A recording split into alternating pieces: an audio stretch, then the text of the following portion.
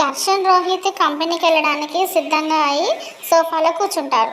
అప్పుడు దర్శన్ అంటాడు కదా, శరణ్య అన్నయ్య నీకు ఫైల్ ఇచ్చారు కదా లోపల పెట్టమని, అది తీసుకురా అని చెప్పేసి శరణ్య అంటాడు.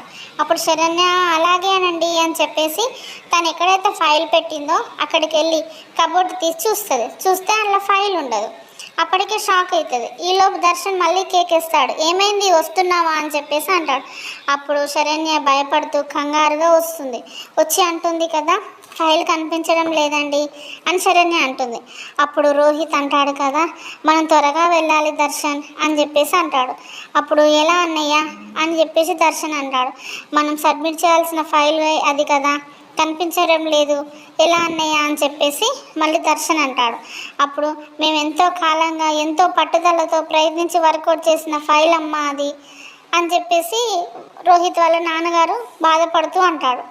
ఈలోగా అనన్య బయట నుంచి ఫైల్ పట్టుకొని ఆడుకుంటూ వస్తూ అంటుంది కదా, పేపర్లు చించితే పడవవుతుంది అని చెప్పి పిచ్చి పిచ్చి చేష్టలతో వచ్చేసి ఆ ఫైల్ని ఎగరేస్తూ ఉంటుంది అనన్య.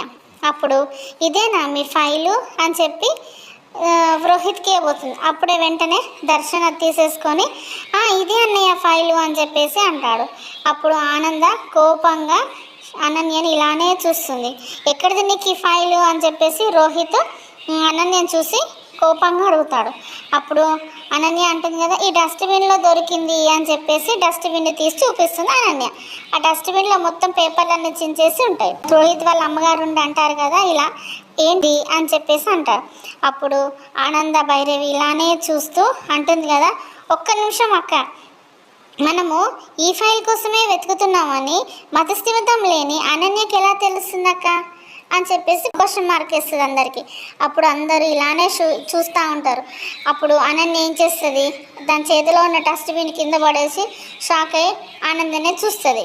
అప్పుడు అసలు ఏం జరుగుతుంది, నిజంగా ఫైల్ చించేస్తుందా లేకపోతే అనన్య తీస్తుందన్న డౌట్తోని ఆనంద భైరవి ముందే ఆ ఫైల్లో ఉన్న పేపర్స్ మార్చేసి వేరే పేపర్స్ పెడుతుందా లేకపోతే ఈ పిచ్చి అనేది వాటితో ముగింపు ఇస్తుందా ఆనంద, ఏం జరుగుతుందో రేపటి ఎపిసోడ్లో చూద్దాం.